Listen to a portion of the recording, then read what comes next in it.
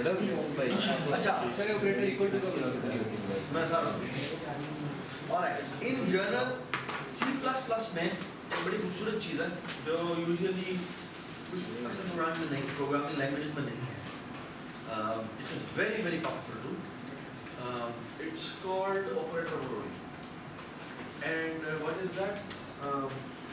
C++ में जितने भी ऑपरेटर होते हैं, तकरीबन जितने भी, वो सब एक्चुअली फंक्शन होते हैं, ओके?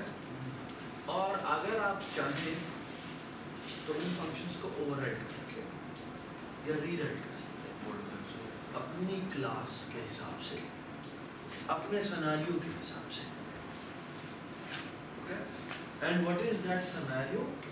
द सिनेरियो मीन कि फॉर एग्जांपल आपने अपनी कोई क्लास बनाई और आप चाहते हैं कि उसके लिए फॉर एग्जांपल उनके दो ऑब्जेक्ट्स के दरमियान में एडिशन हो सकती है।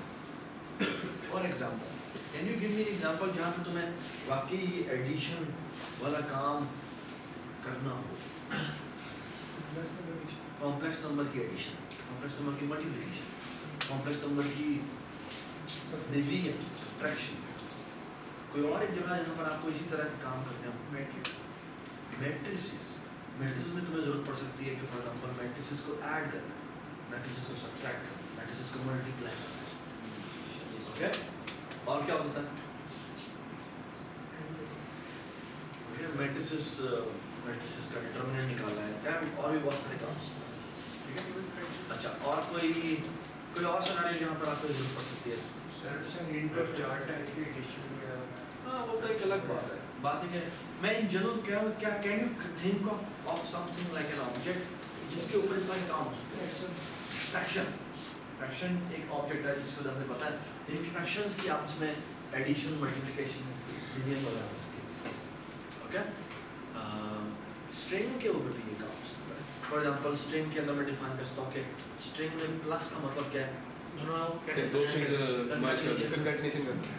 सब्ट्रैक्ट का मतलब है फॉर एग्जांपल ये सारे कैरेक्टर्स में से रिमूव कर दो, ठीक है? एंड और इसी तरह से I mean there are so many operators.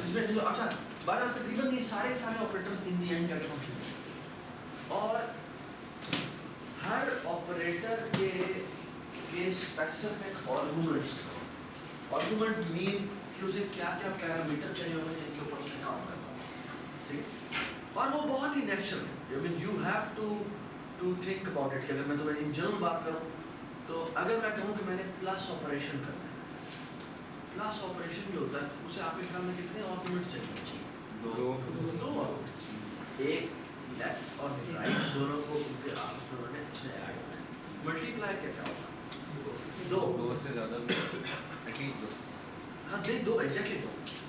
एक मल्टीप्लिकेशन दो के दरमियान में होती है, ठीक है? फिर उसका आंसर उससे रिप्लेस हो जाता है, और फिर अगर तुमने मल्टीप्लाई में सी भी किया हुआ तो वो फिर दोबारा से वही ऑपरेटर कॉल होगा रिजल्ट के ऊपर और उसके ऊपर।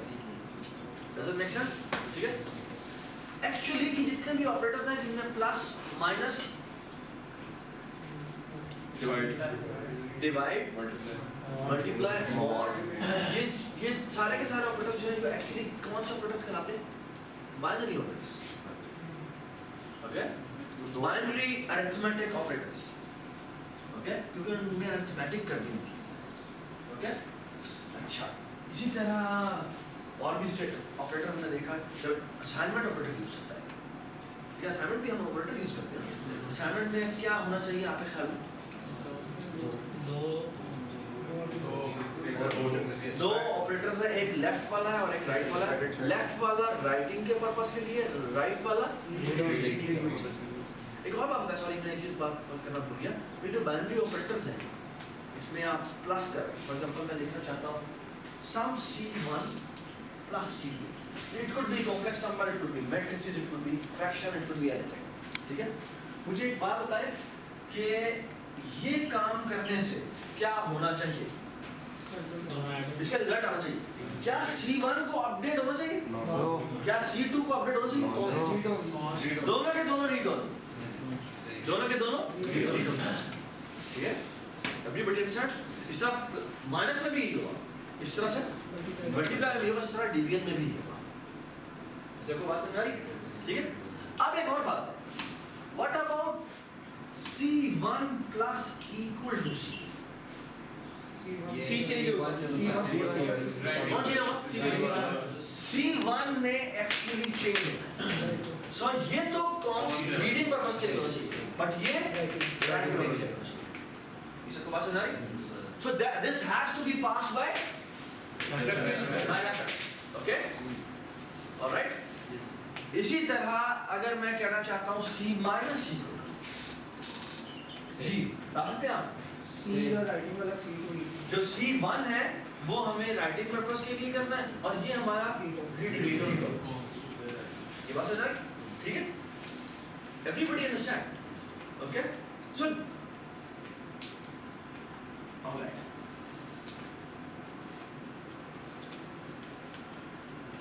सो फार सो गुड, कोई मच बात तो नहीं है, ठीक है।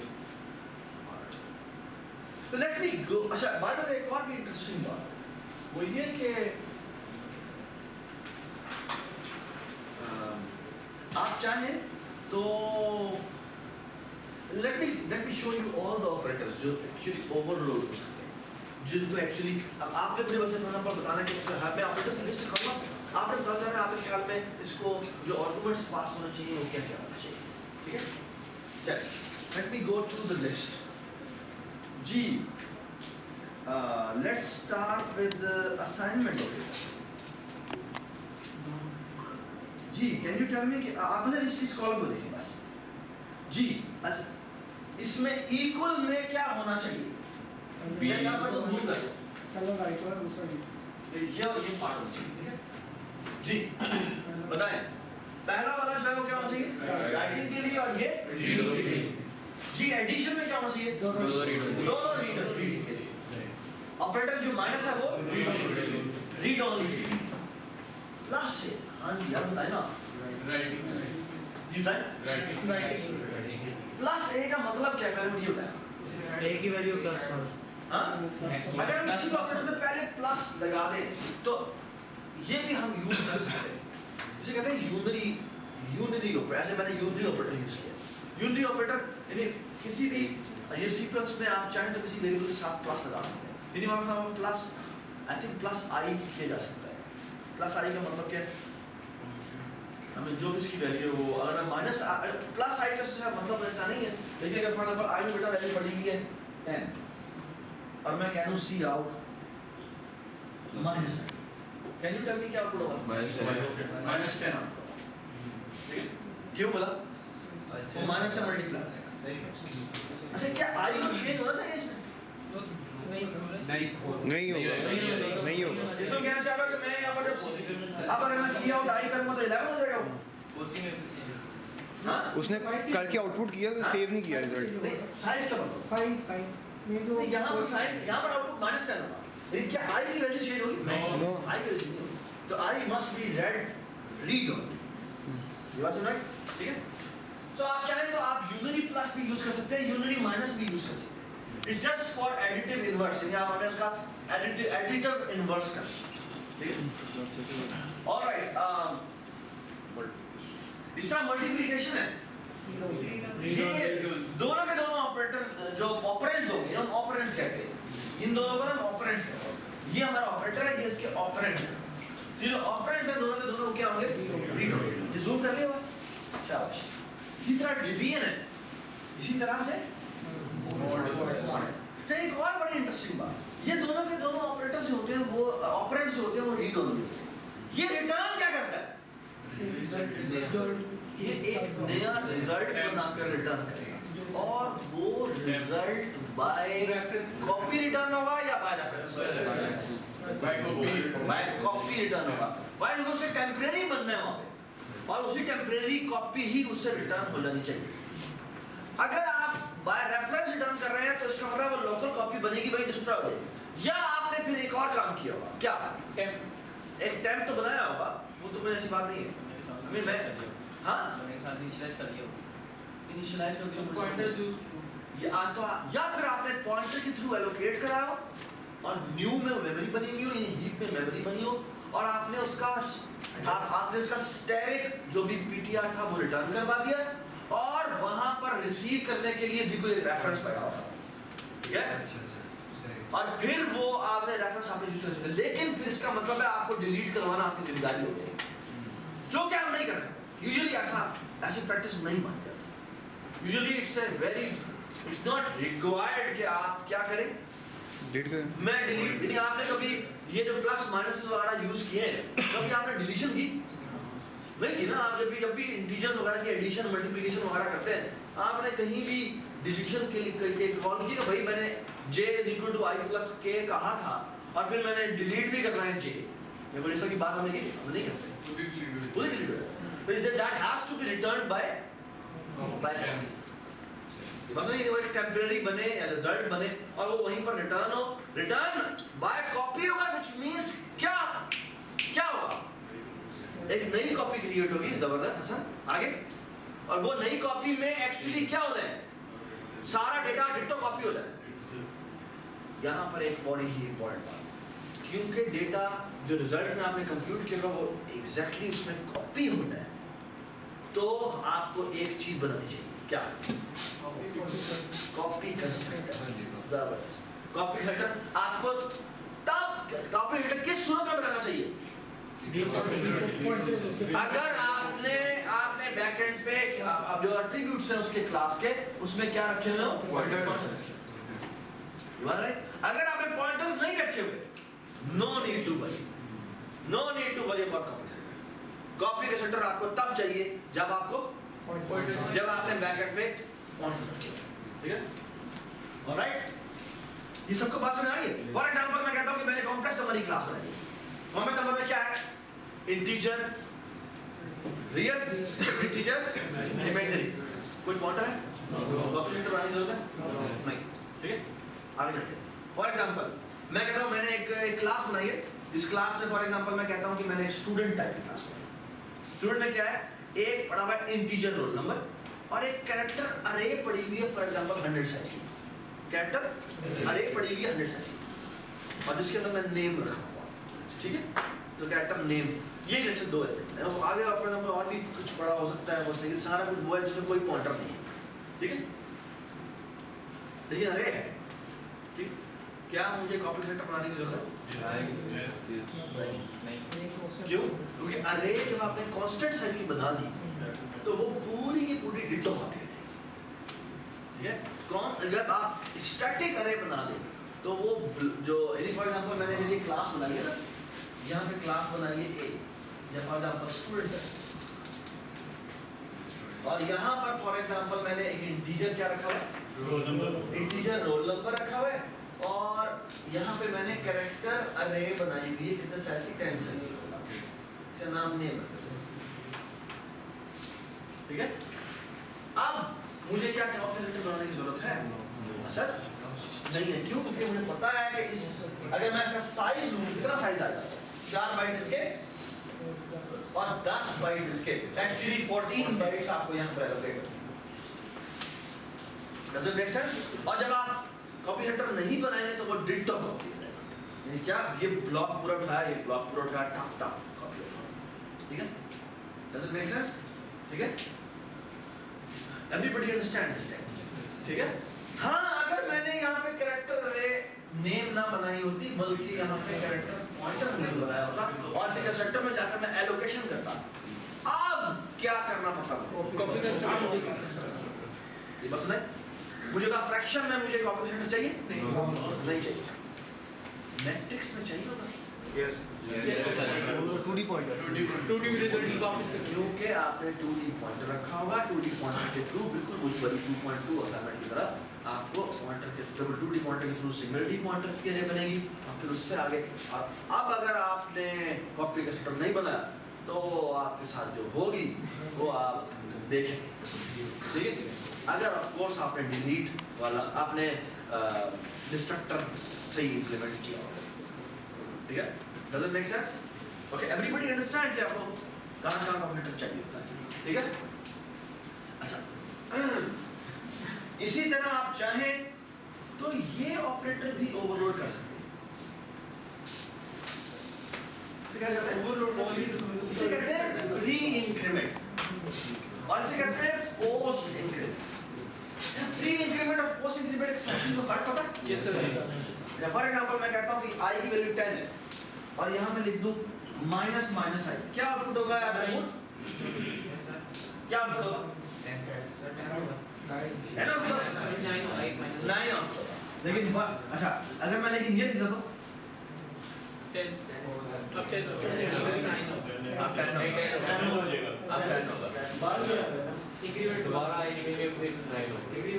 ये स्टेटमेंट के बाद चेंज होगा। 10 आउटपुट होगा लेकिन वैल्यू उसकी अब यहाँ पे आउटपुट क्या होगा? यहाँ पे तो कंफर्म नहीं होगा लेकिन यहाँ पे आउटपुट क्या होगा? यहाँ पे तो इसलिए कहता है पोस्ट डिक्रीमेंट या इंक्रीमेंट। पोस्ट का मतलब ये है कि भाई क्या करो, हाँ इसका मतलब है कि यहाँ पर वैल्यू रख देना, यहाँ पर वैल्यू रख देना और फिर उसमें डिक्रीमेंट कर देना। ये हम अभी इंप्लीमेंट करेंगे, देखेंगे कैसे हम करते हैं, ठीक है। हम फिर अपनी कन्वेंशन बनाएंगे। फॉर एग्जांपल हम कन्वेंशन क्या बना सकते हैं? फॉर एग्जांपल मैं कह रहा हूँ, फॉर एग्जांपल मैं कह रहा हूँ कि मैंने क्लास बनाई हुई है कॉम्प्लेक्स नंबर की और मैं कहता हूँ कि मैंने उसमें प्लस प्लस कॉल करना है या प्लस प्लस सी लिखना है। सी मेरा क्या है? उस क्लास का ऑब्जेक्ट है। तो अगर मैं उसमें प्लस प्लस सी करना चाह रहा हूँ तो मेरा कहने का मतलब ये है कि उसकी रियल वैल्यूज में क्या हो जाए, उसकी रियल में एक एडिशन है, या आप रियल और इमेजिनरी दोनों में कह रहे हैं कि मैंने एक एडिशन करवानी है, ठीक है। कोई भी एक हम डिफाइन करेंगे कि मेरा मतलब कहने का प्लस प्लस ऑपरेटर को ऐसे डिफाइन करें, ठीक है। ऑलराइट, तो आप फिर उसको कैसे इंप्लीमेंट करेंगे वो देखेंगे, ठीक है। तो इसी तरह इसी तरह ये ऑपरेटर भी होता है। आप क्या तो ओवरलोड करते हैं इसमें और इसमें फर्क है। इसमें पहले इंक्रीमेंट होना है और उस जगह पे रिप्लेस क्या होना है, इंक्रीमेंट के बाद वाली जगह। इसका मतलब क्या है?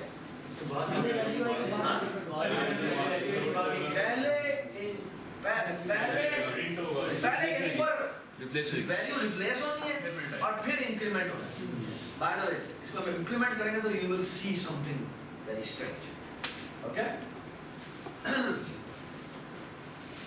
राइट, इस तरह चाहें तो आप माइनस माइनस भी कर सकते हैं और a माइनस माइनस, ठीक है। और इस तरह चाहें तो आप a डिवीजन भी कर सकते हैं और a मॉड्यूलस। ये सबको बात समझ में आ गई है? ऑलराइट, इसी तरह आप चाहें तो ये याद है आपने इक्वल फंक्शन लिखा था स्ट्रिंग के अंदर, या आपने कॉम्प्लेक्स नंबर्स की इक्वालिटी चेक करनी कि भाई ये कॉम्प्लेक्स नंबर इस कॉम्प्लेक्स नंबर के बराबर है, ठीक है। आप चाहें तो ये जो रिलेशनल ऑपरेटर्स हैं ये भी ओवरलोड कर सकते हैं। रिलेशनल ऑपरेटर में क्या है? अगर मैं कहता हूँ a double equal to b, a double equal to b, क्या मतलब है इसका? मुझे बता, अच्छा रमेश आप बताओ, जब मैं डबल इक्वल टू को आपके ख्याल में जब मैं करना चाह रहा हूँ, क्या a या b दोनों से कोई भी चेंज होता है? नहीं होता। और मुझे बताओ इस जगह रिप्लेस क्या होता है? भूल रिप्लेस होता है। तो ये एक ऐसा ऑपरेटर है, relation operators are those operators, again binary operator, but they are always replaced by boolean. Boolean mean या ट्रू होगा या फॉल्स होगा, ठीक है। तो यहाँ पे अगर वो दोनों इक्वल होंगे तो यहाँ पर डिपेंड करता है आपने डिफाइन कैसे किया। आप अगर इंप्लीमेंटेशन में नॉट की जगह ट्रू रिटर्न कर रहे हैं तो वो not equal to की जगह यहाँ पे it all depends how you will going to define these equal to, ठीक है। हम अपनी कन्वेंशन बनाएंगे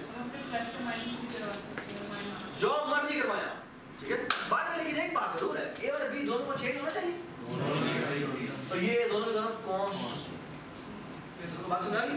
ऑलराइट, अच्छा बाय द वे ये कॉन्स्ट लिखने वाली बात है ये आप पर डिपेंड करती है, यानी कि आप पर डिपेंडेंट है कि आप उसको कॉन्स्ट करें, ठीक है। ये आपकी जिम्मेदारी होगी। अगर आप कॉन्स्ट नहीं लगाएंगे तो भी वो चल जाएगा, लेकिन फिर अगर आपने अंदर उस फंक्शन के कुछ चेंजेस कर दी तो ये आपकी जिम्मेदारी है। ये बात समझ? तो it's always a good programming practice के लिए यहाँ पर इन दोनों के साथ क्या लगाया जाए? कॉन्स्ट। Everybody understand? शाबाश।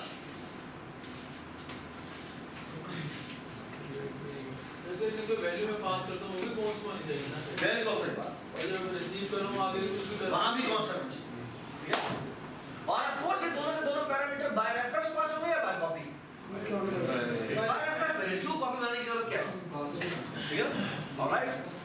इसी तरह नॉट इक्वल टू हो सकता है, इसी तरह आप चाहें तो ग्रेटर देन भी डिफाइन कर सकते हैं, इसी तरह आप चाहें तो लेस देन भी डिफाइन कर सकते हैं, ठीक है। इसी तरह आप चाहें तो लेस देन और इक्वल टू भी, ग्रेटर देन और इक्वल टू भी डिफाइन कर सकते हैं। सर अगर अपनी तरफ से एक नया ऑपरेटर बना रहे हैं जी बना रहे हैं, आप ऐड ऑपरेटर बना रहे हैं, समथिंग लाइक दैट।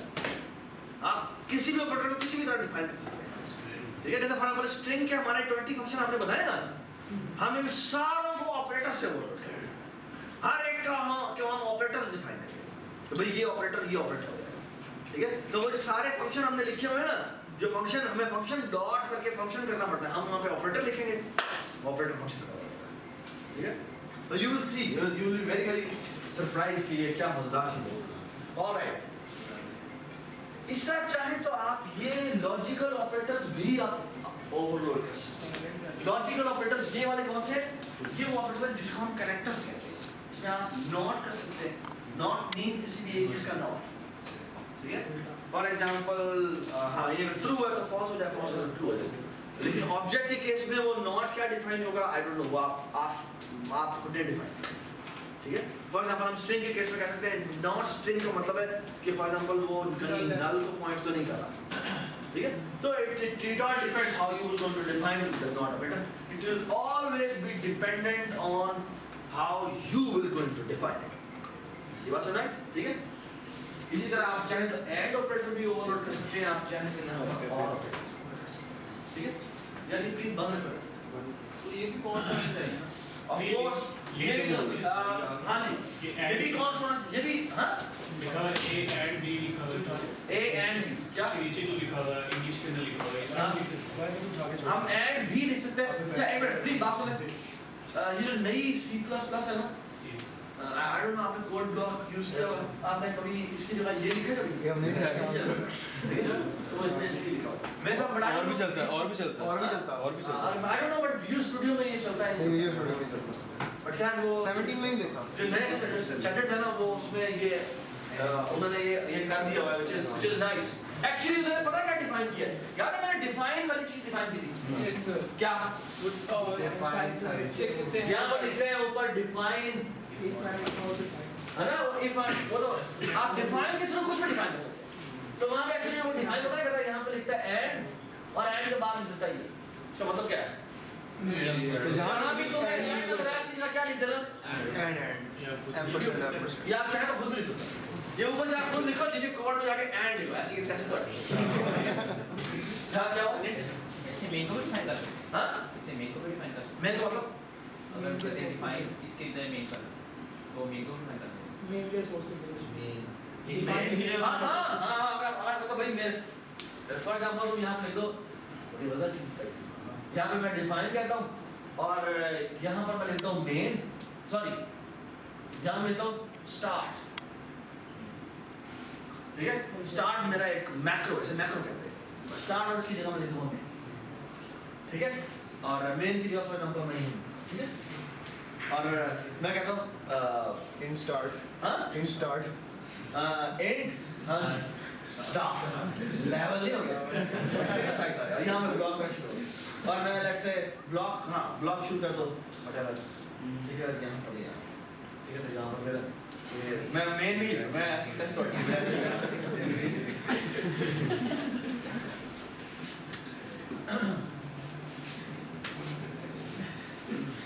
इवन आप अपनी I mean, आप चाहें तो अपनी अच्छा एक और बड़ी ये डिफाइन चीज मैंने कही है ना, इस तरह की एक और चीज होती है, हो सकता है सिंटैक्स में थोड़ी बहुत ही ऊपर नीचे बात कर लूं, एक और चीज होती है जिसे टाइप डेफ। टाइप डेफ का मतलब होता है टाइप डिफाइन, ठीक है। आप और टाइप डिफाइन को क्या कहते हैं यार, सर बहुत बुरा टाइप डेफ का मतलब मैं एक नई टाइप डिफाइन कर रहा हूँ, इस तरह से क्लास ही डिफाइन करते हैं। देखिए टाइप डेफ ना बस एक ये इसका सी में होता था बड़ा अच्छा तरीका। फॉर एग्जांपल पता क्या मैंने टाइप डेफ को मैं डिफाइन कर रहा हूँ, ये है ना मेरा इंटीजर पॉइंटर है ना, ये क्या है ये टाइप होती है ना, मैं इसको रीडिफाइन करता हूँ, ठीक है। और मैं बता देता हूँ, मैं यहाँ लिखता हूँ INT पॉइंटर, ठीक है। अब पता क्या होगा, अब मैं जब भी मैं इंटीजर पॉइंटर लिखना होता था तो मैं इंट स्टार डालता था ना, लेकिन अब मैं ये लिखूंगा, मैं लिखूंगा इंट पॉइंटर और यहाँ पे लिखूंगा GPTR IPTR, ठीक है। तो मेरी नई टाइप डिफाइन, ठीक है। इस तरह फॉर एग्जांपल मैंने जी एक और टाइप डेफ करता हूँ और यहाँ पे लिखता हूँ इंटीजर स्टार स्टार, ठीक है। अब मेरा int 2D point, 2D level नहीं हो गया। हाँ भाई ये कोई पॉइंटर शॉट खत्म ना है यार, आई हेट दिस। हां अगर फर्स्ट करें टाइप डेफ की जो ये लाइन है ये हमने मेन में इंक्लूड की हुई है, क्या मेन में लिखी हुई है कि मेन में ऊपर लिखेंगे, सीपीपी में main से लिखी ऊपर लिखेगा। लेकिन जो मेन डॉट सीपीपी है उसमें लिखी हुई है। तो जो मेरी क्लास की फाइल होगी उसमें वहां नहीं मिलेगा, वहाँ पे फिर ये लिखनी हाँ, फिर पड़ेगी, फिर लिखना पड़ेगा। तो अगर वो प्रैग्मामस वाला काम करना है सॉरी वो सब प्रैग्मामस प्रैग्मामस वाली बात भी वहां पे चलेगी नहीं, मैं आपको दोबारा डिफाइन करना पड़ेगा, लिखना पड़ेगा। ठीक है। अगर एक क्लास बना दें सॉरी अगर एक क्लास एक क्लास बना दें जिसमें ये टाइप डेफ क्लास का डिफाइन करें, एक ऐसे एक काम ये करते, एक और काम ये करते कि ऐसा फॉर एग्जांपल मैं ये एक हेडर फाइल बना दूं जिसमें ये सारे डिफाइन और वो और उसके ऊपर प्रैग्मामस मिलेगा, ठीक है। राशि की तरह ठीक है। तो ये शशि वाली चीजें जो आप ठीक है ठीक है जी, पेपर में हम वो इंक्लूड कर सकते हैं।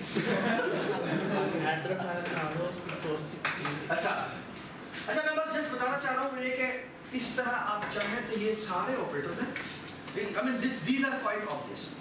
तो आप लोगों ने पता नहीं ये ऑपरेटर्स का आपको पता ही नहीं, ये कहते हैं बिटवाइज ऑपरेटर्स। पता नहीं आप लोगों ने ये यूज किया है या नहीं किया, लेकिन बिटवाइज ऑपरेटर क्या होगा? बिटवाइज ऑपरेटर होते हैं फॉर एग्जांपल अगर आपने कोई बिट ऑपरेशंस कर, फॉर एग्जांपल कभी भी आप किसी भी वेरिएबल से पहले अगर आप ये लिख देना ये किसी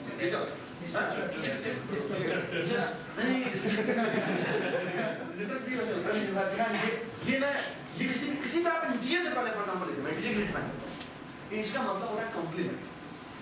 तो फॉर एग्जांपल अगर एक बात बताओ, ये तुम लोगों ने अभी वंस कॉम्प्लीमेंट टू से पढ़ लिया आए हम।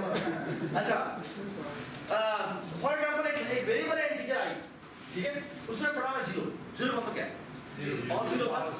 अगर मैं सी आउट करूं ना फॉर एग्जांपल नॉट आई,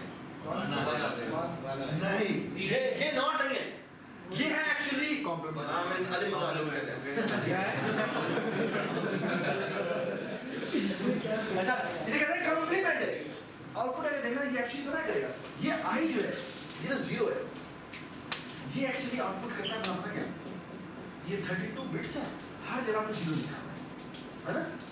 ये पता है क्या कॉम्प्लीमेंट आई का मतलब है हर जगह को जाके वंस कॉम्प्लीमेंट करो 1 1 1 1 1 1 1 है ना। अच्छा अब बाय द वे ये ना ये आपकी पहली बिट जब 1 होती है ना तो वो एक्चुअली एक्चुअली साइन बिट होती है, नेगेटिव होता है, तो वो एक्चुअली नेगेटिव नंबर होती है। ये सारी बिट्स 1 है, इसका मतलब पता क्या, ये एक्चुअली बताएगा आपको मेरी नेगेटिव में मैक्सिमम वैल्यू क्या आ सकती है। आप जब आप यहाँ पे आउटपुट करेंगे ना तो पता क्या आउटपुट होगा माइनस और 32 और नहीं क्या जितना भी बड़ा नंबर आ सकता है वो नंबर, ठीक है। फिर अगर अनसाइंड एंड करना है हाँ? पॉजिटिव में आएगा, बिल्कुल ठीक बात। अगर आप अनसाइंड एंड कर दें तो अनसाइंड एंड पे जो सबसे मैक्सिमम वैल्यू आती है वो एब्सोल्युटली प्लस में, ठीक है। इस तरह से ये A एंड B होता है। A एंड B पता है क्या चीज है, इसे कहते हैं bit wise ending. Bit wise ending का मतलब पता क्या है, दो नंबर है, एक इंटीजर है और एक और इंटीजर, इनकी बिट वाइज एंडिंग कर दो। बिट वाइज एंडिंग का मतलब फॉर एग्जांपल क्या है, फॉर एग्जांपल अगर एक नंबर इसमें 4 स्टोर है, 4 किस तरह लिख सकते हैं 0 0 0 0 सारे जीरोस होंगे, यहाँ पे 1 डबल 0 ये 4 होता है। एक और नंबर इसमें फॉर एग्जांपल 2 स्टोर लिखे तो मैंने 1 0 1 सॉरी ये 0 0 0 है ना। अब फॉर एग्जांपल मैं अगर कोई नंबर अगर इसमें ये स्टोर से मतलब क्या है 4 2 6 6 स्टोर है ना। अगर मैं ये A में स्टोर था और ये B में स्टोर था, ठीक है। अगर आप ये काम करें सी आउट करें A एंड B, आप बता सकते हैं क्या आउटपुट होगा 4 क्यों, क्योंकि इन दोनों की एंडिंग करेगा तो ये 0 हो जाएगा, ये भी 0 हो जाएगा, ये तो सारे हैं ही 0, और ये जब एंड करोगे तो क्या हो जाएगा 1 तो ये आंसर वन का कैरी नहीं देगा हाँ ये 1 बिट वाइज और एंडिंग कर रहा है ना तो ये इस थर्ड बिट को थर्ड बिट से जब ऐड करेगा तो वो 1 ठीक है ठीक है समझ नहीं आ जाएगी हाँ? गलत नहीं आ रहा ये देखो दोनों के ये बिट वाइज एंडिंग है ठीक है और ये में 0 और 0 है तो 0 आएगा 0 और 1 है तो भी 0 आएगा एंड 1 होता है बट 1 1 का जो एंड है वो 1 है और बाकी सारे हैं ही 0 तो यहाँ पे 0 0 एंड गेट की तरह एंड गेट पढ़िए हाँ जी ठीक है चलिए एंड है इस तरह बिट वाइज और कहते हैं इसको इस तरह इसको बिट वाइज और कहते हैं इसे ये इसे कहते हैं बिट वाइज लेफ्ट शिफ्ट अच्छा ये कहते क्या है अगर मैं आपको ये यूज किया फॉर एग्जांपल ये आते हैं मेरी बात फॉर एग्जांपल अगर एक नंबर इसमें ये वैल्यू है ये किसके बराबर है ये किसके बराबर है ये 4 के बराबर अगर मैं ये आउटपुट करूं ना फॉर एग्जांपल मैंने a था a में मैंने 4 लिखा ठीक है अगर मैं ये आउटपुट करूं सी आउट ये तो मेरा है ही है मैं ये लिखता हूं अब पता है क्या आउटपुट होगा 8 इसका मतलब पता क्या है इसका मतलब ये है कि इसको एक बिट आगे शिफ्ट कर यानी ये 0 यहां आ जाएगा 0 0 और ये 1 हो जाएगा this is equal to 8 C out पता क्या हुआ 8 ठीक है द बिट वाइज एंड जो है वो शिफ्टिंग मेकैनिज्म ठीक है एक्चुअली इसीलिए ना आप आगे थोड़ा बड़े में आपको पड़ेगा कि 2 की पावर से मल्टीप्लिकेशन बड़ी आसान है पता कैसे अगर मैंने किसी नंबर को 8 से मल्टीप्लाई करना ना all I have to do shift 3 times ठीक है इस तरह अगर मैंने किसी को 32 से मल्टीप्लाई करना है all I have to do is shift 5 times अगर मैंने किसी को अगर मैंने किसी नंबर को फॉर एग्जांपल अगर मैं कहूं कि मैंने 64 से मल्टीप्लाई करना है शिफ्ट 6 टाइम ठीक है एक और बड़ी मजा आता हूं आपको याद है हमने 2 अपर किया था या 2 लोअर किया था है ना एक मिनट आपने बताया कि 60 कैपिटल ए की आसी वाली क्या होती है 65 अच्छा और स्मॉल ए क्या होती है plus all we have to do is shift उसकी 5th बिट को जाके वहां करना और अगर मैंने 2 लोअर करना है 5th बिट को जाके 0 ठीक है these all bitwise operators are very fine tuning अभी अगर आप उसको efficiency के पॉइंट ऑफ व्यू से देखें तो इवन बिट लेवल पे जाकर efficiency पे काम करता है ठीक है सर इसी तरह ये बिटवाइज ऑपरेशंस भी चाहे तो आप कर सकते हैं इस तरह हमने आपको बताया कि ये आप चाहे तो ये आप इन्हें कहते हैं इन्हें भी असाइनमेंट ऑपरेटर्स कहते हैं कंपाउंड असाइनमेंट ऑपरेटर्स ठीक है डू यू ऑल एग्री कि ये यहाँ पर जितने भी लेफ्ट ऑपरेंड है जो लेफ्ट ऑपरेंड है वो किस तरह पास होना चाहिए राइटिंग पर्पस के लिए और जो भी राइट वाला है रीडिंग पर्पस कॉन्स्ट लगाकर आप डू नॉट फॉरगेट कि आप 10% जरूर लगाइएगा आप ऑब्जेक्ट भेजिए अगर आप पॉइंटर भेज रहे हैं ना तो फिर डोंट वरी क्योंकि वो पॉइंटर ये 4 बाइट का लिए हो भी जाता है लेकिन अगर आप ऑब्जेक्ट भेज रहे हैं तो कॉन्स्ट लगाने के फौरन बाद आप 9% जरूर लगाएं ठीक है do you all agree with this ठीक है इसी तरह आई थिंक ये तो सारे क्लियर हो गए इस तरह से आप चाहें तो ये इवन यूनिटी ऑपरेटर्स भी ये काम कर सकते हैं फॉर एग्जांपल मैं कह रहा हूं परसेंटेज इक्वल टू तो आपको पता है ना बट ये आपने कभी नहीं सुना होगा सर इसका मतलब क्या बोला a and equal to b क्या मतलब a is equal to a and b इसका मतलब क्या है a is equal to a और b इसका मतलब क्या है a is equal to a XOR इसका मतलब क्या है इसका मतलब क्या मतलब है A को B टाइम्स शिफ्ट कर दो a को b टाइम शिफ्ट कर सो सिंपल a को b टाइम शिफ्ट कर तो एक्चुअली अगर मैं कहूं ना मैंने किसी नंबर को 8 से मल्टीप्लाई करना है all I will write is a shift equal 8 देखिए उसको 2 का हां ए शिफ्ट बी, इसका मतलब है कि ए को ये मतलब ए इज इक्वल टू ए को इतनी दफा शिफ्ट कर दो इस तरफ, ठीक है, और वापस ए में बोल दो। वापस ए में, ठीक है, ओके। इस तरह बिट आप राइट शिफ्ट का मतलब है डिवीजन बाय, ठीक है, यही मतलब है ना सर। ये 8 है ना, इस पर यू करेंगे तो 4 आ जाएगा, फिर यू करेंगे तो वो 2 हो जाएगा, फिर करेंगे तो 1 हो जाएगा, ठीक है। सर ये इस इधर शिफ्ट करने का मतलब मल्टीप्लाई बाय 2, इसका एक्सप्लोर का मतलब क्या है? ऑलराइट, आप एक और बड़ी इंपॉर्टेंट बात, अच्छा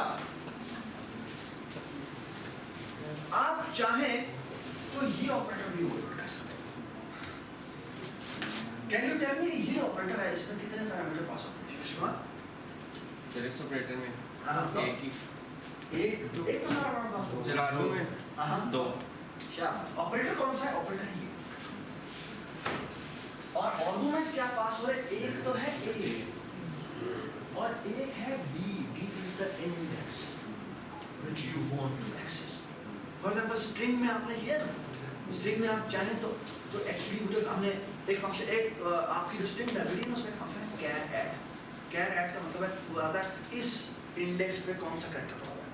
आप चाहें तो स्ट्रिंग का बनाए ऑब्जेक्ट, फॉर एग्जांपल मैंने ये बनाया स्ट्रिंग, माय स्ट्रिंग, और आपने लिखा है S1 और इसको मैंने असाइन की वैल्यू क्या, फॉर एग्जांपल मैं कहता हूं A B C D E F, बेटा फिर आगे 1, तो मैंने कहा ये लिखो ना S1 0 और इसको C आउटपुट, क्या मतलब क्या आउटपुट होगा?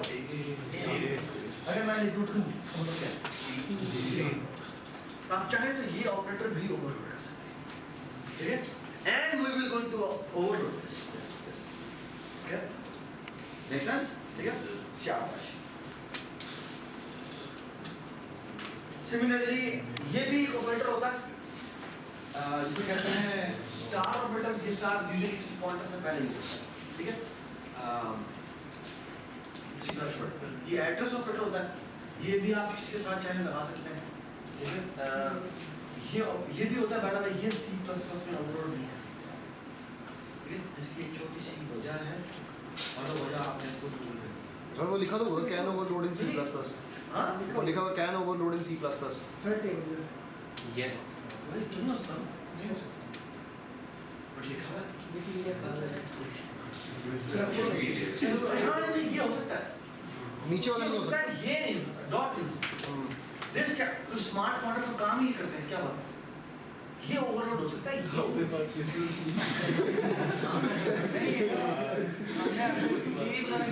नहीं ये ऑपरेटर ओवरलोड हो जाता है, डॉट नहीं होता। हम तो बहुत आगे जा रहे हैं, तो हमने ये जो सारी यूनिवर्सिटी शुरू की तो पता थी नहीं, सब ये वाली ये लिस्ट देखी हुई थी, तो शाबाश अच्छी बात।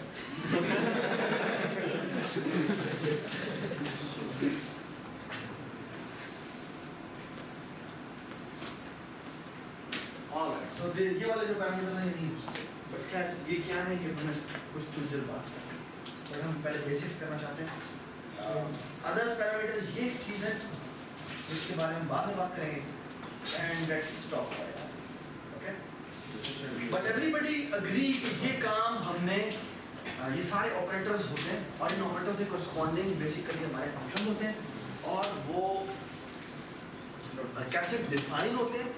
हर ऑपरेटर का एक नाम होता है, हर ऑपरेटर का एक नाम होता है और फिर आप डिफाइन करते हैं, और जो भी ऑपरेटर है वो एक्चुअली फंक्शन है और उसके जो आर्गुमेंट्स हैं वो डिफाइंड है, पहले ही डिफाइंड है, ठीक है, जो उसके ऑपरेट्स करना है और उससे क्या रिटर्न करना है ये आप आपके से बताएंगे।